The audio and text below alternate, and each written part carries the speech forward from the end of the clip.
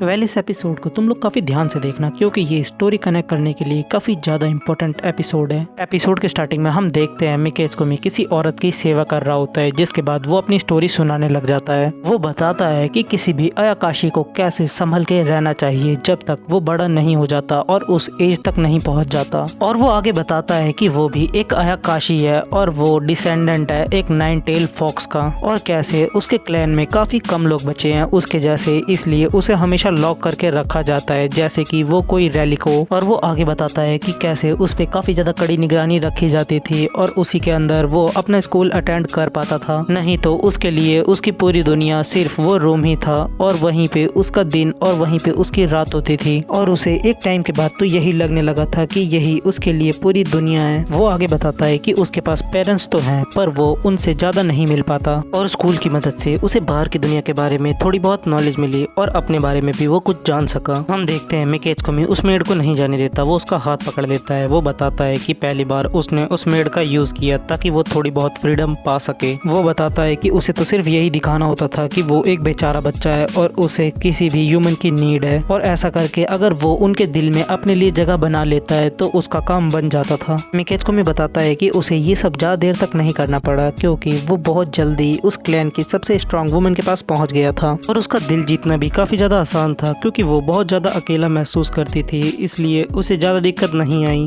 और वो उसका एक पेट था तो वो उसे रिवॉर्ड भी करती थी टाइम, मनी और उसकी फ्रीडम के साथ, पर उसके वहीं तक रुकने के इंटेंशन नहीं थे, वो और ज्यादा फ्रीडम चाहता था। और एक साल बाद उसे वो फ्रीडम पाने का मौका मिल गया था जब उसकी मिस्ट्रेस उसे एक पार्टी में लेके गई थी। उसे एक फैमिली मिली जो कि उसकी फैमिली से भी काफी ज्यादा स्ट्रांग थी, बस उसे कैसे भी करके उन लोगों का दिल जीतना था क्योंकि उनके मॉरल्स और एथिक काफी ज्यादा अच्छे थे। जिसके बाद हमें दिखाया जाता है कि मिकेत्सुमी अयामे को अपनी सारी सिचुएशन समझा रहा होता है, और अयामे बोलती है कि उसे बिल्कुल भी नहीं पता था कि मिकेत्सुमी क्लैन के अंदर ये सब भी चल रहा होगा। वो बोलती है कि तुम्हें अब इन सब चीजों की चिंता नहीं करनी चाहिए। मिकेत्सुमी बोलता है कि उसने उसका दिल काफी आसानी से जीत लिया था। वो उससे बोलता है कि क्या फाइनली अब वो फ्री हो जाएगा यहाँ से। अयामे बोलती है कि अगर तुम्हारी पूरी फैमिली तुम्हें लॉक करके रखना चाहती है तो तुम्हारे पास और कोई ऑप्शन नहीं है, तुम हमारी फैमिली के संग आके रह सकते हो। मिकेत्सुमी अयामे को रोकता है और वो उसकी मदद के लिए उसका थैंक्स करता है, जिसके बाद वो उसके करीब जाने की कोशिश करता है, पर हम देखते हैं अयामे को जो कि अपने आप को कंट्रोल करती है और वो उसे मार के पीछे करती है। वो बोलती है कि तुम बड़े तो हो गए हो पर तुम अभी भी एक बच्चे हो। अयामे बोलती है कि अब से तुम मेरे बेटे के संग रहोगे। तो मिकेत्सुमी बोलता है कि आज से पहले कभी भी उसने किसी मैन को सर्व नहीं किया है पर वो कुछ भी करेगा।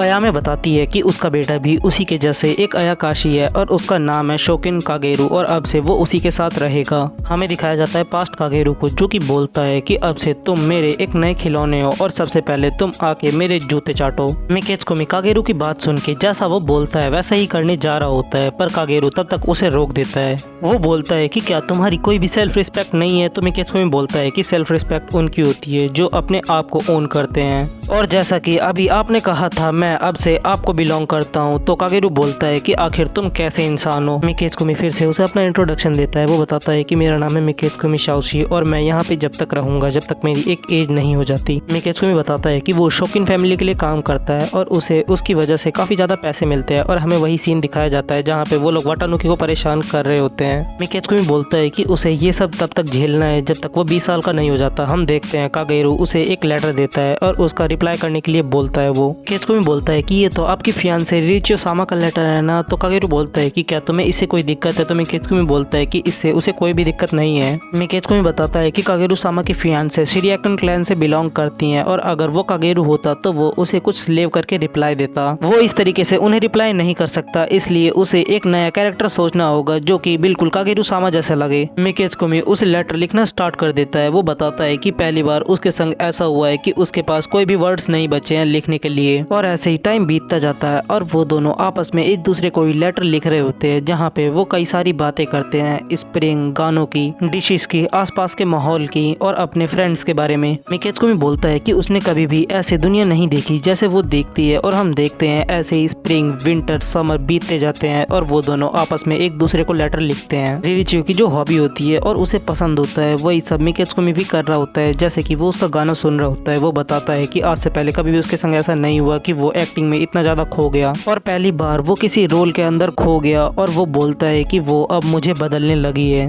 नेक्स्ट नेक्स्ट सीन में हमें दिखाया जाता है मिकेत्सुमी को, जो कि कागेरू से उन लेटर्स के बारे में बोलता है और वो बोलता है कि मुझे उस पर्सन को देखना है कि आखिर वो कैसा पर्सन है जिसके लिए मैं लेटर लिखता हूँ। हम देखते हैं छोटे रिरिचियो को, जो कि बोलती है कि तुमने मेरे वेलकम के लिए ये सब प्रिपेयर किया, शायद मुझे तुम्हें इसके लिए थैंक्स बोलना चाहिए। कागेरू मिकेत्सुमी से बोलता है कि तुम उस पर्सन को देखना चाहते थे ना, तुम देखो यही है वो पर्सन। मिकेत्सुमी बोलता है कि उसे तो यकीन नहीं हो रहा कि वो सारे लेटर ये लिखती है, मुझे तो ऐसा लगता है कि इसका भी शायद कोई ना कोई लेटर लिखने वाला होगा और मुझे यकीन है वो सारे वर्ड्स इस बच्चे के तो बिल्कुल भी नहीं होंगे। मिकेत्सुमी कागेरू से बोलता है कि उसे ऐसा लगता है कि वो सारे लेटर उनकी फियांसे नहीं लिखती, तो कागेरू बताता है कि वो सारे लेटर वही लिखती है और वो इन सब मामलों में काफी ज्यादा स्ट्रिक्ट है। मिकेत्सुमी जब गार्डन जा रहा होता है तो वो अपने सामने रिरिचियो को देखता है और उसे भी पता चल जाता है कि रिरिचियो भी उसी की तरह अकेली है यहाँ पे। वो बोलता है उदास होते हुए कि हम दोनों सेम नहीं है और वो इमोशनलेस तो बिल्कुल भी नहीं है, क्या उसे कभी कोई ऐसा मिलेगा जो उसे समझ सके। मिकेत्सुमी बोलता है कागेरू सामा, क्या आप अपनी फियांसे के अंदर इंटरेस्टेड नहीं है? तो कागेरू बोलता है कि क्या तुम उसके अंदर इंटरेस्टेड हो? मिकेत्सुमी बोलता है कि वो पहले से ही एंगेज है, वो भी उस आदमी के साथ जिसे मैं सर्व करता हूँ। और हम देखते हैं कागेरू बोलता है कि उसे ये बात सुन के काफी खुशी हुई। मिकेत्सुमी जब रिरिचियो के लेटर्स पढ़ता है तो उसे काफी सारे इमोशंस फील होने लग जाते हैं और वो ये भी जान के काफी खुश हुआ था कि वो अपने दिल खोल के सिर्फ उसी के संग बात कर पाती है। और उसके ऐसे लेटर्स पढ़ने के बाद पहली बार मैंने भी अपने आप को एक लेटर लिखा और तब मुझे पता चला कि आखिर एक कहानी के प्रोटैगनिस्ट को कैसा लगता होगा, क्योंकि उसके पास कोई भी इमोशंस नहीं होते, वो सारे इमोशन या तो राइटर के होते हैं या तो ऑथर के। मिकेत्सुमी आयामे से बोलता है कि अब नेक्स्ट स्प्रिंग तक वो सीक्रेट सर्विस एजेंट की तरह काम करेगा आयाकाशी हॉल के अंदर। आयामे बोलती है कि ये तो वही जगह है ना जहाँ पे कागेरू रहता है, तो मिकेत्सुमी बोलता है कि हाँ वो उसे भी अटेंड करना चाहता है। आयामे बोलती है कि तुम्हें इतने साल हो गए यहाँ पे, फिर भी तुम बिल्कुल भी चेंज नहीं हुए हो। और हमें वही सीन दिखाया जाता है जहाँ पे मिकेत्सुमी बोलता है कि मैं अभी तक आपको मैनिपुलेट कर रहा था। मिकेत्सुमी बोलता है कि वो रिरिचियो मैम को भी प्रोटेक्ट करना चाहता था और साथ में अपनी सच्चाई भी छुपा के रखना चाहता था, पर इसके लिए काफी देर हो चुकी है, अब मुझे सारे कॉन्सिक्वेंसेस को झेलना पड़ेगा। कागेरू बताता है कि जो तुम्हें लेटर लिखता था वो मैं नहीं हूँ, तो रिरिचियो बोलती है कि उसे ये बात पहले से ही पता थी, मुझे पता है कि तुम जैसा आदमी कभी भी वैसे लेटर्स नहीं लिख सकता, और तुम्हें क्या लगता है कि मेरी आंखें खराब है, मैं ये सब नहीं देख सकती, और तुम तो वो पर्सन बिल्कुल भी नहीं हो जिसके लिए मैं अब तक इंतजार कर रही थी। कागेरू बोलता है कि ये तो कितनी बेकार बात है। हम देखते हैं कागेरू जबरदस्ती रिरिचियो को एलिवेटर में लेके चला जाता है। मिकेत्सुमी उसे रोकने की कोशिश करता है। कागेरू बोलता है कि उसे थोड़ी प्राइवेसी चाहिए थी ताकि वो दोनों आपस में बात कर सके। रिरिचियो बोलती है कि उसे उससे बात नहीं करनी। तभी कागेरू अपने मास्क के अंदर से एक लेटर बाहर निकालता है जिसके अंदर आई एम सॉरी लिखा होता है। रिरिचियो बोलती है कि ये तो बच्चों की हैंड राइटिंग है। कागेरू बताता है कि ये उसकी हैंड राइटिंग है और उसको पता था कि वो गलत कर रहा है, इसलिए वो उससे हमेशा से माफी मांगना चाहता था। वो बोलता है कि उसे बिल्कुल भी नहीं पता था कि वो दोनों आपस में इतने ज्यादा क्लोज हो जाएंगे। और हम देख सकते हैं कागेरू बुरा इंसान नहीं है। वो वहाँ से जाते जाते बताता है कि तुम्हें वो सारे लेटर हमेशा मिकेत्सुमी ने ही लिखे हैं। हम देखते हैं रिरिचियो जो कि शॉक होती है ये सुन के। कागेरू बोलता है कि तुम जब भी अकेला महसूस करो तो तुम मेरे पास आ सकती हो। रिरिचियो बोलती है तभी हमेशा मिकेत्सुमी कहता था कि वो उसके बारे में जानता है। रिरिचियो भाग के जल्दी से मिकेत्सुमी के पास जाती है। वो बोलती है कि तभी तुम हमेशा मुझे समझ पाते थे। मिकेत्सुमी तभी रिरिचियो को गले लगा लेता है और वो उसे पकड़ के रोने लग जाता है। रिरिचियो बोलती है कि इसीलिए तुम मुझे हमेशा समझ पाते थे।